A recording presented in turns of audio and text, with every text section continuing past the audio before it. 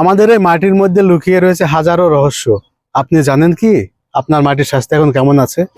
অনুমান নির্ভর চাষাবাদ বর্তমান সময়ে আর কার্যকর নয়। যদি সঠিক মাত্রায় জমিতে সার প্রয়োগ করা না হয় তাহলে চাষের খরচ বাড়বে, উপরন্তু ফলন কমে যায়। সমাধান আপনার হাতের মুঠোয়। বালাইনাশক সহায়িকা নিয়ে এসেছে স্মার্ট সয়েল ল্যাব।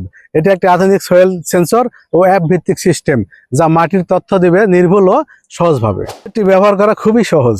মাত্র এক ক্লিকে আপনি জানতে পারবেন আপনার মাটিতে উপস্থিত নাইট্রোজেন, ফসফরাস, পটাশিয়াম, মাটির পিএইচ, আর্দ্রতা, তাপমাত্রা ও ইলেকট্রিক কন্ডাক্টিভিটি।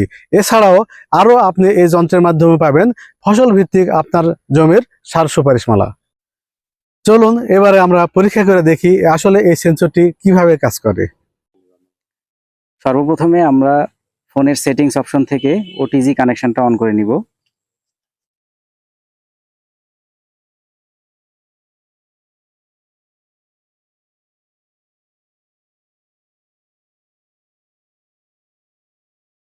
তারপরে আমরা সেন্সরের ইউএসবি কেবলটি ফোনে প্রবেশ করাবো। তারপরে স্মার্ট সয়েল ল্যাব অ্যাপসটি ওপেন করব।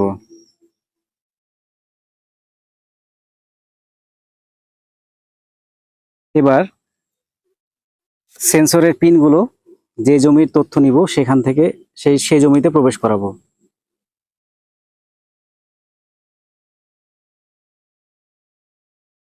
এবার অ্যাপসের ভিতরে থাকা কানেক্ট বাটনে ক্লিক করব। এরকম একটা নোটিফিকেশন আসবে, এখানে ওকে প্রেস করব। তারপরে পুনরায় কানেক্ট বাটনে চাপ দিব। তারপরে দেখতে পাচ্ছেন স্ট্যাটাস কানেক্টেড লেখা চলে আসছে।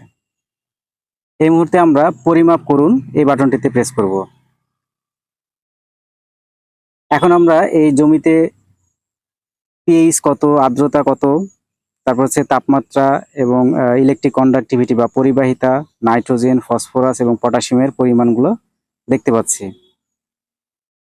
বর্তমানে আমরা যে জমির তথ্য নিচ্ছি সেখানে নাইট্রোজেন হচ্ছে 18 মিলিগ্রাম পার কেজি, যা খুবই কম।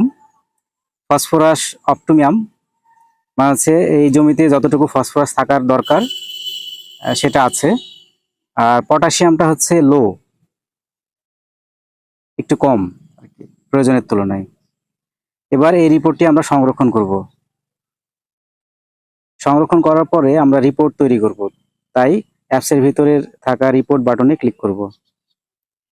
এবার এই অংশে এসে আমরা কৃষকের নাম দিব,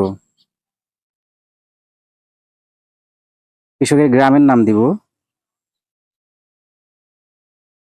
এবং ফসল নির্বাচন করব। তারপরে জেনারেট রিপোর্ট এই বাটনে ক্লিক করলে সমস্ত তথ্য চলে আসছে।